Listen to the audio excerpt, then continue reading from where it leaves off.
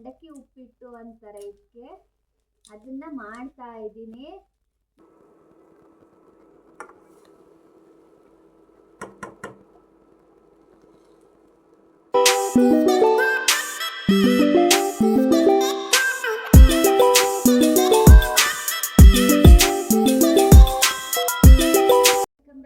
YouTube channel.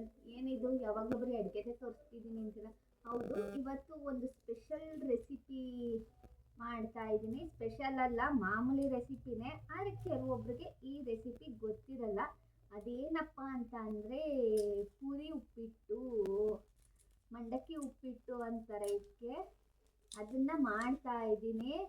ಈಸಿಯಾಗಿ 10 ನಿಮಿಷದಲ್ಲಿ ಆಗುವಂತಹ ಉಪ್ಪಿಟ್ಟಿದು. ಏನೂ ಬೇಕಾಗಿಲ್ಲ, ಬರೀ ಒಂದು ಈರುಳ್ಳಿ, ಹಸಿಮೆಣಸಿನ್ಕಾಯಿ, ಕಡಲೆಬೀಜ, ಕಡಲೆಬೇಳೆ, ಎಣ್ಣೆ, ಕಡಲೆಪುರಿ ಇದಿಷ್ಟಿದ್ರೆ ಸಾಕು. ಉಪ್ಪಿನ ಪುರಿ ಇದ್ದರೆ ಇನ್ನೂ ಸ್ವಲ್ಪ ಟೇಸ್ಟು ಬೇರೆ ಥರನೇ ಇರುತ್ತೆ. ಆದರೆ ಉಪ್ಪಿನ ಪುರಿ ಕಡೆ ಎಲ್ಲ ಜಾಸ್ತಿ ಸಿಕ್ಕಲ್ಲ ನಮ್ಮ ಕಡೆ. ಬೆಂಗಳೂರು ಸೈಡು ಉಪ್ಪಿನ ಪುರಿ ಚೆನ್ನಾಗಿ ಸಿಗುತ್ತೆ. ಹಾಗಾಗಿ ಉಪ್ಪಿನ ಪುರಿನಲ್ಲಿ ಮಾಡಿದ್ರೆ ಚೆನ್ನಾಗಿರುತ್ತೆ. ನೋಡಿ, ಇಲ್ಲಿ ನಾನೀಗ ಈರುಳ್ಳಿನ ಕಟ್ ಮಾಡ್ಕೊತಾ ಇದ್ದೀನಿ. ಯಾವಾಗಲೂ ಹೀಗೆ ತುಂಬ ದಪ್ಪನೇ ಇರಬಾರ್ದು, ತುಂಬ ಸಣ್ಣನೇ ಇರಬಾರ್ದು, ಹಾಗೆ ಕಟ್ ಮಾಡ್ಕೊಳ್ಳೋದು. ಈರುಳ್ಳಿ, ಹಸಿಮೆಣಸಿನ್ಕಾಯಿ ಕಟ್ ಮಾಡ್ಕೊಂಡ್ರೆ ಏನು ಕಡಲೆಪುರಿನ ಸೀದಾ ಹಾಗೆ ಹಾಕಿಟ್ಬಿಟ್ಟಿರ. ಅದನ್ನ ನೀರೊಳಗೆ ಹಾಕಿ ನೆನೆಸಿ, ಇಲ್ಲಿ ಕಡಲೆಪುರಿನ ನೀರೊಳಗೆ ಹಾಕಿ ನೆನೆಸಿದ್ದೀನಿ. ಇದನ್ನ ಚೆಂದಾಗಿ ನೆನೆಸ್ಬೇಕು ನೀರಲ್ಲಿ.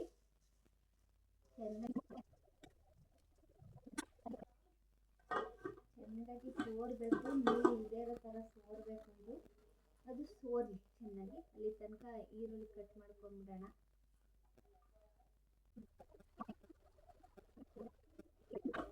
ತಟ್ಟೆಗೇನು ಹಾಕೊಳ್ಳಲ್ಲ, ಡೈರೆಕ್ಟಾಗಿ ಒಗ್ಗರಣೆಗೆ ಹಾಕೋತೀನಿ. ಕಾಫಿ ಕುಡಿದ್ಬಿಟ್ಟಿದ್ರೆ ಇಟ್ಟಿದ್ದೀನಿ, ಅದೇ ಸತಿ ತೊಳ್ಕೊಳ್ಳೋಣ ಪಾತ್ರೆಗಳು. ಈಗ ಇಲ್ಲೇ ಕರೆಂಟ್ ಸ್ಟವ್ ಮೇಲೆ ಶುರು ಮಾಡ್ತೀನಿ. ಬಿಸಿ ಮಾಡೋಕ್ಕೆ ಇಟ್ಟಿದ್ದೀನಿ ಬೆಳನ್ನ.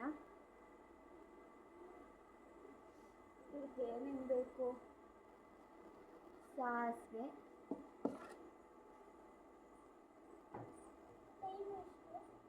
ಗೊತ್ತಿಲ್ಲ, ಕಡಲೆ ಬೀಜ ಎಷ್ಟಾದರೂ ಆಗಿರಲಿ, ಏನ ಉಪ್ಪು, ಕಡಲೆಬೇಳೆ ಇಷ್ಟು ಬೇಕು ಒಗ್ಗರಣೆಗೆ. ಜೊತೆಗೆ ಎಣ್ಣೆ ಒಂದು ತೊಟ್ಟು ಹಾಕಬೇಕು. ಯಾಕಂದರೆ ಪುರಿ ಮೇಲೆ ಎಣ್ಣೆ ಜಾಸ್ತಿ ಹೀರ್ಕೊಂಡ್ಬಿಡುತ್ತದೆ. ಅದಕ್ಕೆ ಎಣ್ಣೆನ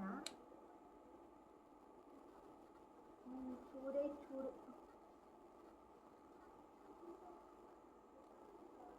ಎಷ್ಟು ಹಾಕಿದ್ದೀನಿ ಅಂತ ತೋರಿಸ್ತೀನಿ ಬನ್ನಿ ನಿಮಗೆ. ಇಷ್ಟು ಎಣ್ಣೆ ಹಾಕಿದ್ದೀನಿ. ಕೂತ್ಕೊಂಡೆ ಅಡುಗೆ ಮಾಡೋದು. ಇದಕ್ಕೆ ಸಾಸಿವೆ ಎಷ್ಟು ಅಂದರೆ ಇಷ್ಟೇ, ಇಷ್ಟು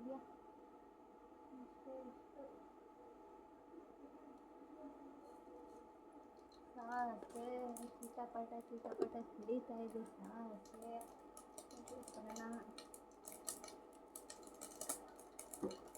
ಇದೆಲ್ಲ ಸಿಡಿತೈತೆ. ಇಷ್ಟು ಕಡಲೆಬೇಳೆ ಸ್ವಲ್ಪ ಜಾಸ್ತಿನೇ ಬಾಯಿಗೆ ಸಿಗ್ತಾ ಇದ್ರೆ ಚೆನ್ನಾಗಿರುತ್ತೆ. ಅದ್ರ ಜೊತೆಗೆ ಕಡಲೆಬೀಜ ಬಿಡಿ.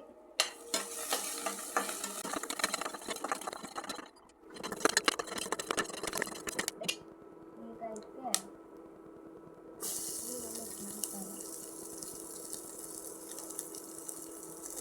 ಈರುಳ್ಳಿ ಹಾಕಬೇಕು.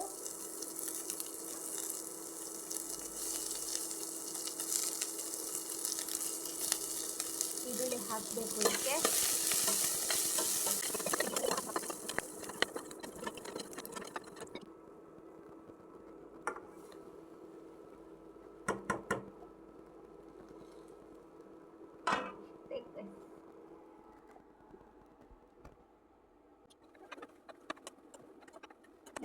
ಇಷ್ಟು ಹುರಿಯುತ್ತಂದರೆ ಇಷ್ಟು ಉಪ್ಪಿಟ್ಟಾಗುತ್ತೆ. ನಾನು ತೋರಿಸಿದ್ನಲ್ಲ ಅಷ್ಟಾಗುತ್ತೆ. 2 ಲೀಟ್ರ್ ಪುರಿ ಆಗಬೇಕು. ಇಷ್ಟು ಉಪ್ಪಿಟ್ಟು ಆಗಬೇಕು ಅಂದರೆ 2 ಲೀಟ್ರ್ ಪುರಿ ಹಾಕಿದ್ರೆ ಅಲ್ಲಿಗೆ ಇಷ್ಟು ಉಪ್ಪಿಟ್ಟು ಆಗುತ್ತೆ.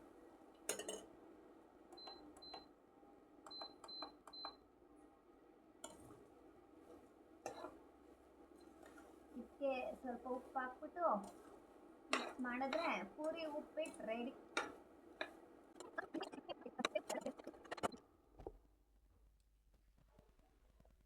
ನೋಡಿ ಮುಗಿಯಿತು. ಇಷ್ಟೇ ಪುರಿ ಉಪ್ಪಿಟ್ಟು ಅಂತ ಅಂದರೆ ಇನ್ನೇನು ಜಾಸ್ತಿ ಇಲ್ಲ. ಇಷ್ಟೇ. ನನ್ನ ಮಗಳು ತಿಂಡಿ ರೆಡಿ ಆಯಿತು. ಈಗ ನಾನು ಅವಳನ್ನ ಸ್ಕೂಲಿಗೆ ಕಳಿಸ್ತೀನಿ.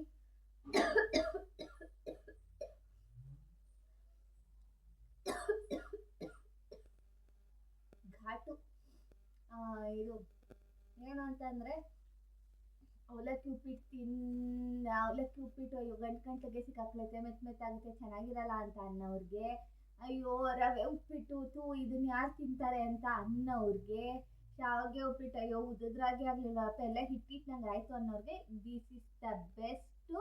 2 ಲೀಟ್ರ್ ಪುರಿ ಸಾಕು.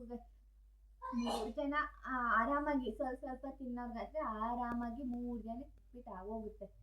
ಏನು ಬೇಕಾಗಿಲ್ಲ. 20 ರೂಪಾಯಿ ಪುರಿ ತಗೊಂಡು ಬಂದರೆ 30 ರೂಪಾಯಿ 40 ರೂಪಾಯಿ ಖರ್ಚಲ್ಲೆಲ್ಲ ಉಪ್ಪಿಟ್ಟು ರೆಡಿ ಆಗುತ್ತೆ. ನಿಮಗೆ ಈ ವ್ಲಾಗ್ ಇಷ್ಟ ಆಯಿತು ಅಂತ ಅಂದ್ಕೊಂಡಿದ್ದೀನಿ. ನಿಮಗೆ ಇಷ್ಟ ಆಗಿದ್ರೆ ಲೈಕ್ ಮಾಡಿ, ಶೇರ್ ಮಾಡಿ, ಕಮೆಂಟ್ ಮಾಡಿ, ಸಬ್ಸ್ಕ್ರೈಬ್ ಆಗೋದನ್ನು ದಯವಿಟ್ಟು ಮರಿಬೇಡಿ.